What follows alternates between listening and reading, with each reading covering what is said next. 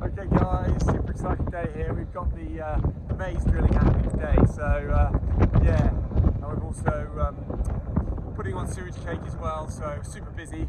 We've got here in 55 acre, we've got the power harrow going up and down. You can just see it in the background just behind me there, and we'll take a look at the soil and then we're going to have a look at what we're doing on the sewage cake as well.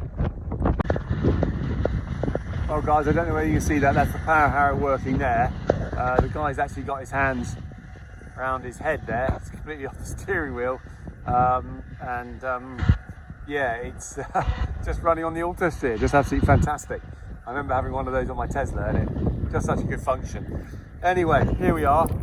So yeah, as discussed, we came across here back in last year, ploughed all this up. It's really weathered down nice, it's lovely and soft, and we're just preparing the seed bed here. Power harrow is going back and forth, putting down this into the seed so the maize will get established. Pretty nice tilth actually, pretty good tilth, it's not too bad. Even these clods aren't too big, most of it's got that. It's pretty dry on top, you can see the dust coming off the machine there, but down below there's a bit of moisture.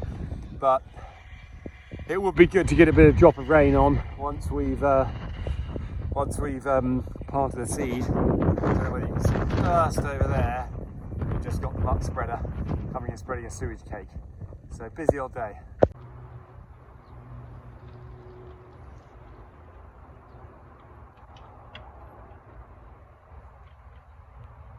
Okay, so there we are, we're just loading up the spreader here.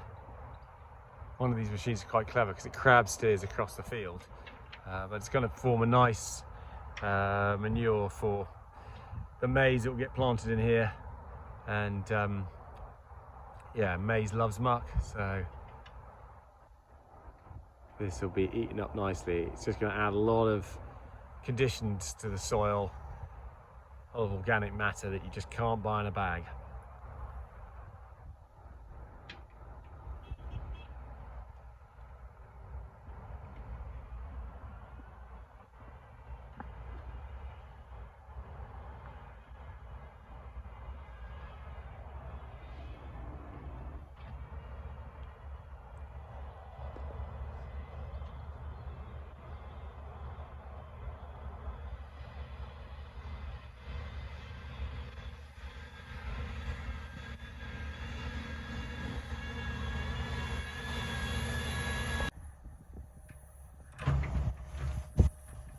Okay, so this guy here is just tidying up all the cake before loading up the spreader for the next run.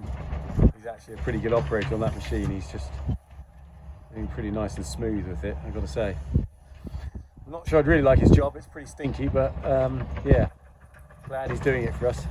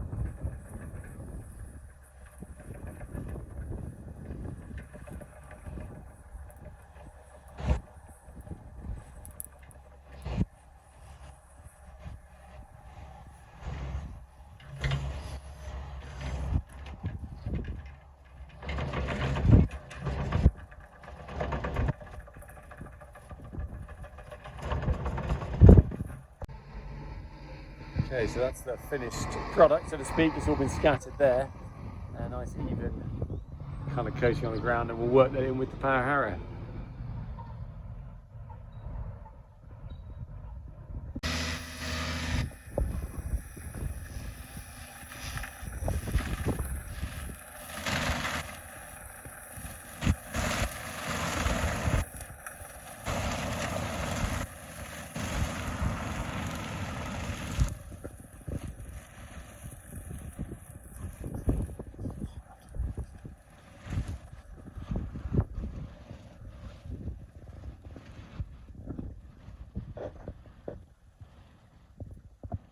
Yeah, so there he goes, spreading away. Not exactly best pleased with some of the ruts he's put in here. He's run up and down the field and he's compacted it about 30-40 metres here. I can't really quite believe it when there's a pretty good track next door, but anyway, that's contractors for you sometimes.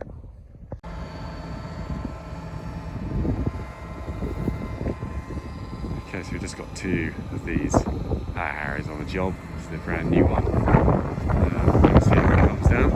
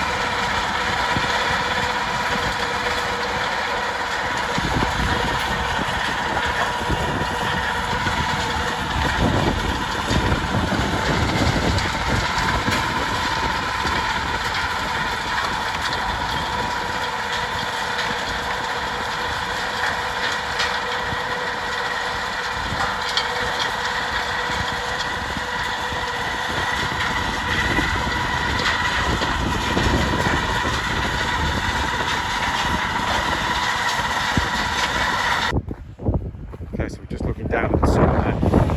Just make sure we've got a good. That's good. That's the size of the soil. Lots of contact with the seed.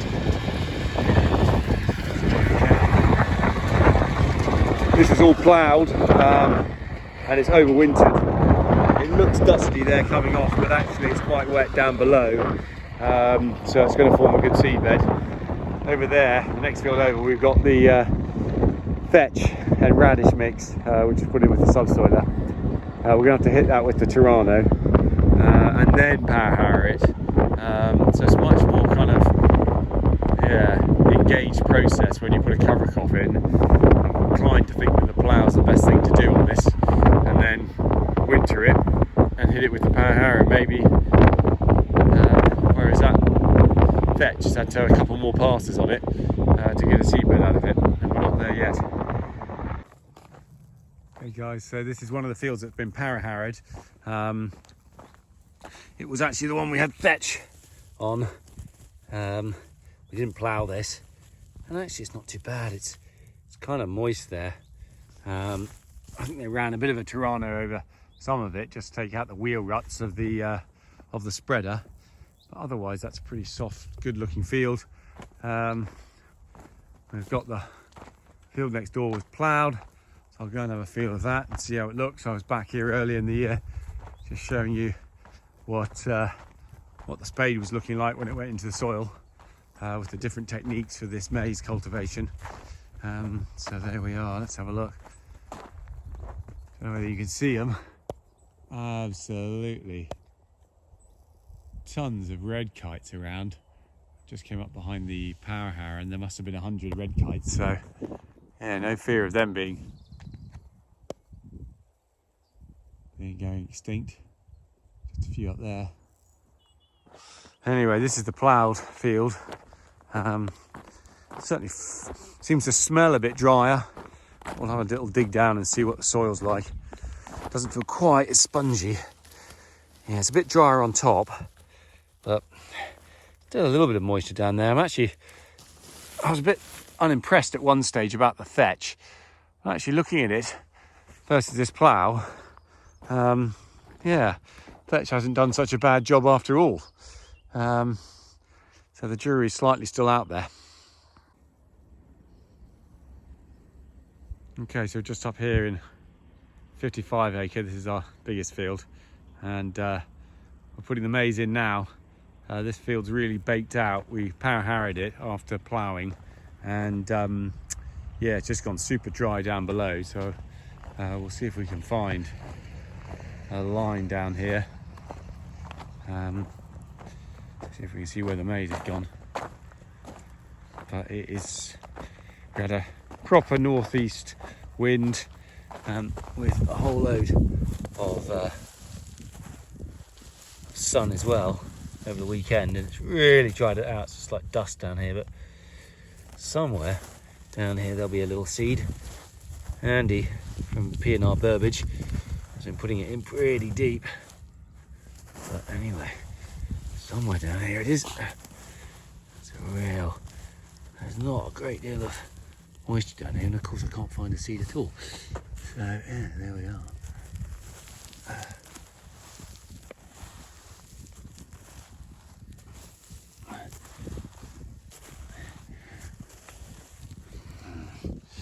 Nothing there. I'm going to have a look at another row. It's just there.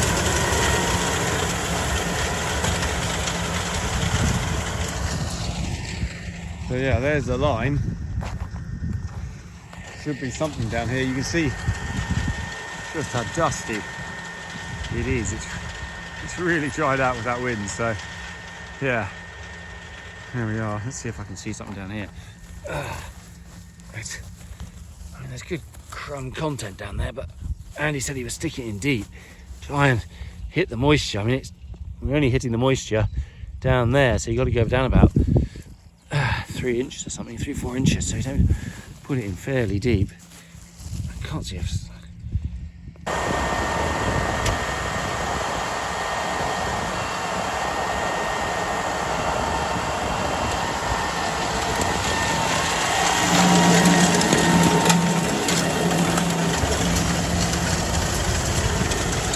so yeah, just going down with that disc at the front, dropping a seed in, pushing it back over again, leaving a nice little V here, and then I should be able to find something. But yeah, there's a seed.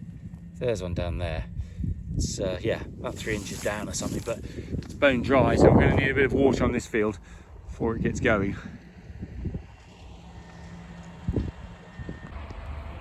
Okay guys, I just wanted to show you the difference of a late plough job here versus over there where we ploughed in the winter and let the nature sort of take its action. I'll flip the camera around and show you what I mean.